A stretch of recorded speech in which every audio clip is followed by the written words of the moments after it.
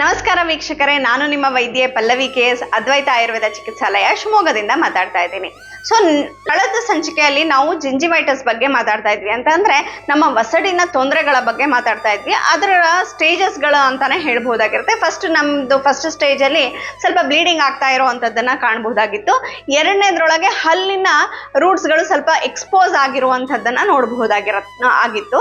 So ಅದೇ ಒಂದು ಜಿಂಜಿವೈಟಿಸ್ ಅಲ್ಲಿ ಸ್ಟೇಜಸ್ಗಳು ಎಷ್ಟು ಸ್ಟೇಜಸ್ಗಳಿದ್ದಾವೆ, ಹಾಗೆ ಅದಕ್ಕೆ ಏನೇನು ಹೆಸರುಗಳನ್ನ ಆಯುರ್ವೇದದಲ್ಲಿ ಕೊಟ್ಟಿದ್ದಾರೆ, ಹಾಗೆ ಚಿಕಿತ್ಸೆಗಳೇನು, ಯಾವುದು ಸಾಧ್ಯ ಮತ್ತು ಯಾವುದು ಅಸಾಧ್ಯ ಅನ್ನೋದ್ರ ಬಗ್ಗೆ ನಾವಿವತ್ತು ಕೂಲಂಕುಷವಾಗಿ ನೋಡ್ತಾ ಹೋಗೋಣ. ಹಾಗೆ ಜಿಂಜಿವೈಟಿಸ್ ಮತ್ತು ಇನ್ಯಾವ ಕಾರಣದಲ್ಲಿ ನಮಗೆ ಬರುತ್ತೆ ಅನ್ನೋದನ್ನು ಕೂಡ ನಾವಿಲ್ಲಿ ನೋಡ್ತಾ ಹೋಗುವಂಥದ್ದನ್ನ ಈ ಒಂದು ಎಪಿಸೋಡ್ ಅಲ್ಲಿ ನೋಡೋಣ ಅಂತ ನಾನು ಹೇಳಲಿಕ್ಕೆ ಬಯಸ್ತೀನಿ. ಸೊ ಇದು ಫಸ್ಟ್ ಸ್ಟೇಜ್ ಅಂತಂದ್ರೆ ಶೀತಾದ ಅಂತ ಹೇಳ್ಬಹುದು, ಎರಡನೇ ಸ್ಟೇಜ್ ಅಂದ್ರೆ ಪರಿದರ ಅಂತ ಹೇಳ್ಬಹುದು. ಇವೆರಡು ಕೂಡ ಕಳೆದ ವಾರ ನಾವು ಕವರ್ ಮಾಡಿದೀವಿ. ಹಾಗೆ ಥರ್ಡ್ ಸ್ಟೇಜ್ ಅಂತಂದ್ರೆ ದಂತವೇಷ್ಟ ಅಂತ ಹೇಳ್ಬಹುದಾಗಿರತ್ತೆ.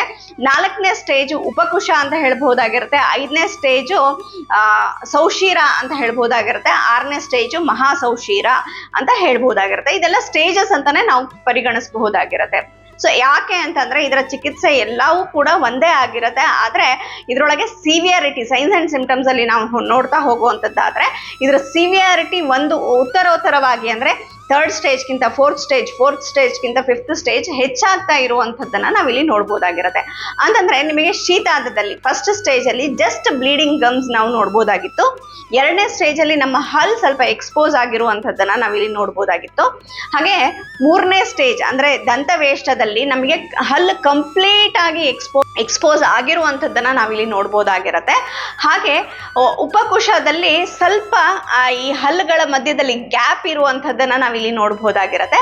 ಹಾಗೆ ಸೌಶೀರದಲ್ಲಿ ಹಲ್ಲು ಸ್ವಲ್ಪ ಅಲ್ಲಾಡ್ತಾ ಇದೆ, ಲೂಸ್ ಆಗಿದೆ ಹಲ್ಲುಗಳು ಅನ್ನೋದನ್ನ ನಾವಿಲ್ಲಿ ನೋಡ್ಬೋದಾಗಿರುತ್ತೆ. ಹಾಗೆ ಮಹಾಸೌಶೀರದಲ್ಲಿ ಹಲ್ಲುಗಳು ಉದುರು ಹೋಗುವಂಥದ್ದು ಅಂತಂದ್ರೆ ನಿಮಗೆ ವಸಡಿನಲ್ಲಿ ಯಾವುದೇ ಥರದ ಬಲ ಇಲ್ಲದೆ ಅಲ್ಲಿ ಉದುರು ಹೋಗುವಂಥದ್ದು, ಈವನ್ ನೆಕ್ರೋಸಿಸ್ ಅಂತಂದ್ರೆ ನಿಮಗೆ ಆ ಒಂದು ವಸಡು ಕೊಳೆಯುವಂತಹದ್ದು, ಅದಕ್ಕೆ ಯಾವುದೇ ಥರದ ಶಕ್ತಿ ಇಲ್ಲದೆ ಇರುವಂಥದ್ದು, ಕೊಳೆತು ಅದರೊಳಗೆ ನಿಮಗೆ ಹಳದಿ ಇಲ್ಲ ಅಂದರೆ ಬಿಳಿಯ ನಾರ್ ಥರ ಬರುವಂಥದ್ದು, ನಿಮಗೆ ಎಲ್ಲಿ ನೋಡಿದ್ರು ಅಲ್ಲಿ ಬ್ಲೀಡಿಂಗ್ ಆಗುವಂಥದ್ದು, ತುಂಬ ಜಾಸ್ತಿ ಎಕ್ಸ್ಪೋಸ್ ಆಗಿರುವಂಥದ್ದನ್ನು ನಾವಿಲ್ಲಿ ನೋಡ್ಬೋದಾಗಿರುತ್ತೆ. ಹಾಗಾದರೆ ಇದರೊಳಗೆ ಯಾವುದೆಲ್ಲ ಸಾಧ್ಯ ಮತ್ತು ಅಸಾಧ್ಯ ಅಂತ ನಾವು ನೋಡುವಂಥದ್ದಾದರೆ ಇದರೊಳಗೆ ದಂತವೇಷ್ಟ ಏನು ಬಂತಲ್ಲ ಅದನ್ನು ನಾವು ಟ್ರೀಟ್ ಮಾಡಬಹುದಾಗಿರುತ್ತೆ. ಅದರೊಳಗೆ ಉಪಕುಶವನ್ನು ಕೂಡ ಮಟ್ಟಿಗೆ ಒಂದು ಲಾಂಗ್ ಟರ್ಮ್ ಮೆಡಿಕೇಶನ್ಸ್ ಮತ್ತೆ ಟ್ರೀಟ್ಮೆಂಟ್ ಅಲ್ಲಿ ನಾವು ಅದನ್ನ ನಿವಾರಣೆ ಮಾಡಬಹುದಾಗಿರುತ್ತೆ.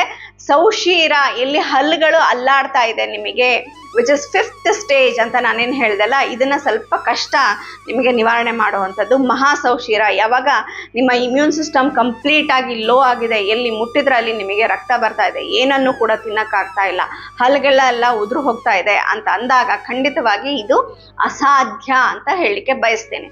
ಸೊ ಹಾಗಾದ್ರೆ ಇವೆಲ್ಲ ಯಾಕೆ ಬರುತ್ತೆ? ಮೇನ್ ಆಗಿ ಬ್ಯಾಕ್ಟೀರಿಯಲ್ ಇನ್ಫೆಕ್ಷನ್ಸ್ ಇಂದನೇ ಇದು ಬರುವಂಥದ್ದನ್ನ ನಾವಿಲ್ಲಿ ನೋಡ್ಬೋದಾಗಿರುತ್ತೆ. ಹಾಗಾದ್ರೆ ಇದಕ್ಕೆ ಸಾಧ್ಯ ಅಂದ್ರೆ ಏನೆಲ್ಲ ಚಿಕಿತ್ಸೆಗಳನ್ನ ಕೊಡಬಹುದು ಅಂತಂದ್ರೆ, ಆಗ್ಲೇ ನಾವು ಹೇಳ್ದ ಹಾಗೆ ಮೊದಲನೇದಾಗಿ ರಕ್ತ ಮೋಕ್ಷಣವನ್ನ ಮಾಡಬೇಕಾಗಿರುತ್ತೆ. ನಮ್ಮ ದೇಹದಲ್ಲಿರುವಂಥ ದೋಷ ತೆಗಿಲಿಕ್ಕೆ ಪಂಚಕರ್ಮಗಳನ್ನ ಖಂಡಿತವಾಗಿ ಇದಕ್ಕೆ ಮಾಡಲೇಬೇಕಾಗಿರುತ್ತೆ. ಹಾಗೆ ನಾವು ಇದಕ್ಕೆ ಏನೇನು ಕಾರಣಗಳಾಗಿದೆ, ಯಾವ ಕಾಯಿಲೆಯ ಒಂದು ಉಪಕಾಯಿಲೆ ಆಗಿ ಇದು ಬಂದಿದೆ, ಆ ಕಾಯಿಲೆಗೆ ಸರಿಯಾದ ಟ್ರೀಟ್ಮೆಂಟ್ ಅನ್ನ ಕೊಡಬೇಕಾಗಿರುತ್ತೆ. ಅಂತಂದ್ರೆ ಡಯಾಬಿಟಿಸ್ ಇದೆಯಾ ನಿಮಗೆ, ಬೇರೆ ಯಾವ್ದಾದ್ರು ಕ್ಯಾನ್ಸರ್ ಇದೆಯಾ ನಿಮಗೆ, ಟ್ಯೂಬರ್ಕ್ಯುಲೋಸಿಸ್ ಇದೆಯಾ, ಅದಕ್ಕೆ ನೀವು ಚಿಕಿತ್ಸೆಗಳನ್ನ ತಗೊಳ್ಬೇಕಾಗತ್ತೆ. ಹಾಗೆ ನಮಗೆ ರಕ್ತಮೋಕ್ಷಣ ಆಯಿತು, ಮತ್ತು ಇದು ಏನಂದರೆ ನಮಗೆ ಪ್ರತಿಸಾರಣ ಅಲ್ಲಿ ಹಚ್ಚಲಿಕ್ಕೆ ಲೇಪಗಳನ್ನು ನಾವು ಕೊಡುವಂಥದ್ದನ್ನು ಕೂಡ ಇಲ್ಲಿ ನೋಡ್ಬೋದಾಗಿರುತ್ತೆ. ಹಾಗೆ ಕವಲ ಗಂಡೂಷಗಳನ್ನು ನಾವು ಕೊಡಬೇಕಾಗಿರುತ್ತೆ. ಮೆಡಿಕೇಟೆಡ್ ಆಗಿರುವಂತಹ ಕಷಾಯಗಳಲ್ಲಿ ನಾವು ಕವಲ ಗಂಡೂಷಗಳನ್ನು ಕೊಡಬೇಕಾಗಿರುತ್ತೆ. ಹಾಗೆ ನಸ್ಯವನ್ನು, ಮೂಗಿಗೆ ಹಾಕುವಂಥ ನಸ್ಯಗಳನ್ನು ಕೂಡ ಮಾಡಬೇಕಾಗಿರುತ್ತೆ. ಇದು ಲಾಂಗ್ ಟರ್ಮಲ್ಲಿ ಮಾಡಬೇಕಾಗಿರುತ್ತೆ. ಎಲ್ಲಿ ನಾವು ಶೀತದ ಮತ್ತು ಪರಿದರದಲ್ಲಿ ಸ್ವಲ್ಪ ತೀಕ್ಷ್ಣವಾಗಿರುವಂಥದ್ದು ಕಷಾಯದಿಂದ ಮಾಡುವಂಥದ್ದು ನಾವು ನೋಡ್ಬೋದಾಗಿರುತ್ತೆ. ಆದರೆ ಈ ಒಂದು ಥರ್ಡ್ ಸ್ಟೇಜ್ ಅಂತ ಅಂದರೆ ದಂತ ವೇಷ್ಟದಿಂದ ನಾವೇನು ಮಾಡಬೇಕು, ಬ್ರಹ್ಮಣ ಅಥವಾ ನಮ್ಮ ಜೀವನಕ್ಕೆ ಅಂತ ಅಂದರೆ ನಮ್ಮ ದೇಹಕ್ಕೆ ಪೋಷಣೆ ಕೊಡುವಂಥದ್ದು, ನಮ್ಮ ಇಮ್ಯೂನ್ ಸಿಸ್ಟಮನ್ನು ಡೆವಲಪ್ ಮಾಡುವಂತಹ ಮೆಡಿಕೇಶನ್ಸ್ ಇಂದನೇ ಕೊಡಬೇಕಾಗಿರುತ್ತೆ. ಯಾವುದು ಇವೆಲ್ಲ ಅಂತಂದರೆ ಹಾಲು ಬರುವಂತಹ ಗಿಡಗಳಿಂದ ಮಾಡಿರುವಂತಹ ಕಷಾಯದಿಂದ ಕೊಡಬೇಕಾಗಿರುತ್ತೆ. ಯಾವುದು ಅಂತಂದರೆ ವಟ, ಉದುಂಬರ, ಅಶ್ವತ್ಥ, ಪ್ಲಕ್ಷ, ಪಾರೀಷಗಳ ಒಂದು ಕಷಾಯದಿಂದ ನಾವು ಏನಂದ್ರೆ ಗಂಡೂಷ ಕವಲಗಳನ್ನು ಮಾಡಬೇಕಾಗಿರುತ್ತೆ. ಹಾಗೆ ಘೃತಮಂಡ ಅಂತಂದರೆ ತುಪ್ಪದ ಮೇಲ್ಗಡೆ ನೀರಿರುತ್ತಲ್ಲ ಅದರಿಂದ ನಾವು ನಸ್ಯವನ್ನು ಮಾಡುವಂಥದ್ದನ್ನು ಮಾಡಬೇಕಾಗಿರುತ್ತೆ. ಹಾಗೆ ಹಚ್ಚೋದಕ್ಕೂ ಕೂಡ ಅಷ್ಟೇ ತುಂಬ ಸೂದನಿಂಗ್ ಆಗಿರುವಂತಹ ಎಷ್ಟಿ ಮಧು ಕಲ್ಕವನ್ನು ಅಲ್ಲಿ ಹಚ್ಚುವಂಥದ್ದು, ಅಥವಾ ತುಪ್ಪವನ್ನು ಹಚ್ಚುವಂಥದ್ದು, ಈ ಥರದೊಂದು ನಮಗೆ ಯಾವ ಟಿಶ್ಯೂ ರೀಜುನೇಟ್ ಆಗುವಂತಹ ಒಂದು ಯಾವ ಔಷಧಿಗಳಿದೆ ಅಂಥ ಔಷಧಿಗಳನ್ನೇ ನಾವಿಲ್ಲಿ ಕೊಡಬೇಕಾಗತ್ತೆ. ಎಲ್ಲೂ ಕೂಡ ಹೆಚ್ಚಿನದಾಗಿ ಕರ್ಷಣೆ ಮಾಡುವಂಥದ್ದು ಅಥವಾ ಅವರಿಗೆ ತೀಕ್ಷ್ಣ ಉಷ್ಣ ತ್ರಿಕಟುಗಳು, ಶುಂಠಿ ಇವೆಲ್ಲ ನಮಗೆ ಕೊಡಲಿಕ್ಕೆ ಸಾಧ್ಯನೇ ಇಲ್ಲ ಈ ಒಂದು ಸ್ಟೇಜಲ್ಲಿ. ಸೊ ದಂತವೇಷ್ಟ, ಉಪಕುಶ, ಸೌಶೀರ, ಮಹಾಸೌಶೀರದಲ್ಲಿ ತುಂಬ ನೋಡಿಕೊಂಡು ನಾವು ಅವರಿಗೆ ಇಮ್ಯೂನ್ ಸಿಸ್ಟಮ್ನ ಡೆವಲಪ್ ಮಾಡುವಂಥದ್ದು, ರಸಾಯನ ಚಿಕಿತ್ಸೆಗಳು, ಮತ್ತು ಹೊಟ್ಟೆಗೂ ಕೂಡ ಜೀರ್ಣಶಕ್ತಿಯನ್ನು ನೋಡಿಕೊಂಡು ಅವರಿಗೆ ಚಿಕಿತ್ಸೆಗಳನ್ನು ಕೊಡಬೇಕಾಗಿರುತ್ತೆ. ಅದೇ ಮಹಾಸೌಶೀರ ಅಂತ ಏನು ಹೇಳಿದೆ ಅಲ್ಲ, ಲಾಸ್ಟ್ ಸ್ಟೇಜ್ ಅಂತ 6th ಸ್ಟೇಜ್ ಏನು ಹೇಳಿದೆ ಅಲ್ಲ, ಮಹಾಸೌಶೀರ, ಇದು ಅಸಾಧ್ಯ ಅಂತಾನೆ ಹೇಳಿರ್ತಾರೆ. ಸೊ ಈ ಥರ ಒಂದು ಕೇಸನ್ನು ನಾನು ಕೂಡ ನನ್ನ ಜೀವನದಲ್ಲಿ ನೋಡಿದ್ದೀನಿ. ಎಲ್ಲಿ ಅವರಿಗೆ ತಿನ್ನಲಿಕ್ಕೆ ಏನೂ ಆಗೋದೇ ಇಲ್ಲ, ಮುಟ್ಟದಲ್ಲಿ ಬ್ಲೀಡಿಂಗ್ ಆಗುವಂಥದ್ದು, ಬ್ಲಡ್ ಹೋಗಿ ಗಂಟ್ಲಲ್ಲಿ ಕೂತ್ಕೊಂಡು ಅವರಿಗೆ ನುಂಗ್ಲಿಕ್ಕೆ ಸಾಧ್ಯ ಇಲ್ಲ, ಬೇರೆ ಯಾವುದೂ ಕೂಡ ನುಂಗ್ಲಿಕ್ಕೆ ಸಾಧ್ಯ ಇಲ್ಲ, ಆ ಥರ ಆಗುವಂಥದ್ದು. ಅದು ಎಲ್ಲಿ ನಮಗೆ ಇನ್ಫೆಕ್ಷನ್ ಬರೀ ಗಮ್ಸಲ್ಲಿ ಮಾತ್ರ ಅಲ್ಲ, ಪ್ಯಾಲೆಟ್ ಅಂತಂದರೆ ಅಂಗಳು ಮತ್ತು ಗಂಟ್ಲುವರೆಗೂ ಕೂಡ ಅದು ಹೋಗಿ ನಮಗೆ ಕಂಪ್ಲೀಟಾಗಿ ನೆಕ್ರೋಸಿಸ್ ಅಂತಂದರೆ ಅಲ್ಲಿ ಕೊಳೆತು ಹೋಗುವಂಥದ್ದು, ಒಳಗಡೆ ಇರುವಂತಹ ಎಲ್ಲ ಟಿಶ್ಯೂಸ್ಗಳು ಕೂಡ ಕೊಳೆತು ಹೋಗುವಂತಹ ಒಂದು ಪರಿಸ್ಥಿತಿ ಈ ಒಂದು ಮಹಾಸೌಶೀರದಲ್ಲಿ ನಾವು ನೋಡ್ಬೋದಾಗಿರುತ್ತೆ. ಇದು ತುಂಬಾ ಸಿವಿಯರ್ ಆಗಿ ನಾವು ಕ್ಯಾನ್ಸರ್ ಇರ್ಬೋದು, HIV ಪೇಷಂಟ್ಸ್ ಇರ್ಬೋದು, ಇದರೊಳಗೆ ನಾವು ಹೆಚ್ಚಾಗಿ ಕಾಣುವಂಥದ್ದನ್ನ ನಾವಿಲ್ಲಿ ನೋಡ್ಬೋದಾಗಿರುತ್ತೆ. ಆದ್ರಿಂದ ಇದು ಅಸಾಧ್ಯ ಅಂತಾನೆ ಹೇಳ್ಬಹುದಾಗಿರುತ್ತೆ. ಅದಲ್ಲದೆ ಇನ್ನೊಂದು ನಮಗೆ ಎಕ್ಸ್ಟ್ರಾ ಆಗಿರುವಂತಹ ಒಂದು ದಂತ ಅಂತ ಇದಿಷ್ಟ ಅಲ್ಲದೆ ನಮ್ಮಲ್ಲಿ ಇನ್ನೊಂದು ರೀತಿಯ ವಸಡಿನ ತೊಂದರೆಯನ್ನ ಹೇಳಿರ್ತಾರೆ, ಅದು ದಂತ ವೈದರ್ಭ ಅಂತ ಹೇಳಲಿಕ್ಕೆ ಬಯಸ್ತೇನೆ. ಸೊ ಈ ಒಂದು ದಂತ ವೈದರ್ಭ ಅಂತಂದ್ರೆ ಏನು ಅಂತಂದ್ರೆ ಟ್ರೊಮ್ಯಾಟಿಕ್ ಅಂತಂದ್ರೆ ನಿಮಗೆ ಹೊಡೆತ ಬಿದ್ದು ಆಗಿರುವಂತಹ ಈ ಒಂದು ವಸಡಿನ ಒಂದು ತೊಂದರೆಗೆ ನಾವು ದಂತ ವೈದರ್ಭ ಅಂತ ಹೇಳ್ತೀವಿ. ಎಲ್ಲಿ ನೀವು ಬಿದ್ದಿರಬಹುದು, ಅಥವಾ ಏನಾದ್ರು ಹೊಡೆದಿರಬಹುದು, ಇಲ್ಲ ಅಂತಂದ್ರೆ ಏನಾದ್ರು ತಾಗಿರಬಹುದು, ಅಥವಾ ಕಚ್ಕೊಂಡಿರಬಹುದು, ಕಂಟಿನ್ಯೂಸ್ ಆಗಿ ಬೈಟ್ ಇಂದನೂ ಕೂಡ ಯಾವುದೋ ಹಲ್ ತಾಗ್ತಾ ಇರಬಹುದು, ಹಲ್ ಮುರಿದು ಹೋಗಿ ಅದು ಚುಚ್ತಾ ಇರುವಂಥದ್ದು ಇರ್ಬೋದು. ಇವೆಲ್ಲದೂ ಕೂಡ ನಮಗೆ ದಂತ ವೈದರ್ಭದಲ್ಲಿ ಬರುವಂಥದ್ದನ್ನ ನಾವಿಲ್ಲಿ ನೋಡಬಹುದಾಗಿರುತ್ತೆ.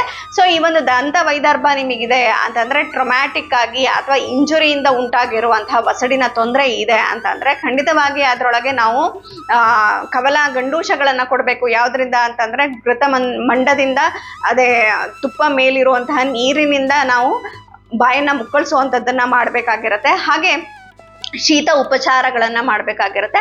ಅಂದರೆ ಶೀತ ದ್ರವ್ಯಗಳಿಂದ ಲೇಪ ಮಾಡುವಂಥದ್ದು, ಆಮೇಲೆ ಕೋಲ್ಡ್ ಕಂಪ್ರೆಷನ್ ಮಾಡುವಂಥದ್ದು ನಮಗೆ ಬಹಳ ಮುಖ್ಯವಾಗಿರುತ್ತೆ.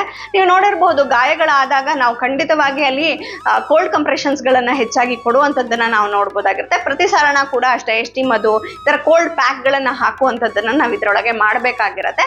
ನಸ್ಯ ಕೂಡ ಅಷ್ಟೇ ಶೀತ ದ್ರವ್ಯಗಳಿಂದ, ಕೋಲ್ಡ್ ಮಿಲ್ಕಿಂದ ನಾವು ನಸ್ಯ ಮಾಡೋದ್ರಿಂದ ಇವ ಟ್ರೊಮ್ಯಾಟಿಕ್ ಆಗಿ ಇರುವಂಥ ಏನು ನಮ್ಮ ಜಾದಲ್ಲಿ ಏನಾದರೂ ವಸಡಿನಲ್ಲಿ ಏನಾದರೂ ನಿಮಗೆ ಗಾಯಗಳು ಉಂಟಾಗಿದೆ ಅಂತಂದರೆ ಅದು ತಕ್ಷಣವೇ ಹೀಲ್ ಆಗುವಂಥದ್ದನ್ನು ನಾವಿಲ್ಲಿ ನೋಡ್ಬೋದಾಗಿರುತ್ತೆ. ಸೊ ಅದರಿಂದ ನೋಡಿದ್ರಲ್ಲ ವೀಕ್ಷಕರೇ, ಈ ಥರ ನಮಗೆ ಹಲವು ಸ್ಟೇಜಸ್ಗಳಲ್ಲಿ ಜಿಂಜಿವೈಟಿಸನ್ನು ಆಯುರ್ವೇದದಲ್ಲಿ ಪ್ರತಿಯೊಂದಕ್ಕೂ ಹೆಸರನ್ನು ಕೊಟ್ಕೊಂಡು ಕಂಪ್ಲೀಟಾಗಿ ಎಕ್ಸ್ಪ್ಲೈನ್ ಮಾಡಿದ್ದಾರೆ. ಮತ್ತು ಅದಕ್ಕೆ ಚಿಕಿತ್ಸೆಗಳನ್ನು ಕೂಡ ತುಂಬ ಒಳ್ಳೆಯ ರೀತಿಯ ಒಂದು ಚಿಕಿತ್ಸೆಯನ್ನು ಕೊಟ್ಟಿರುವಂಥದ್ದನ್ನು ನಾವಿಲ್ಲಿ ನೋಡಬಹುದಾಗಿರುತ್ತೆ.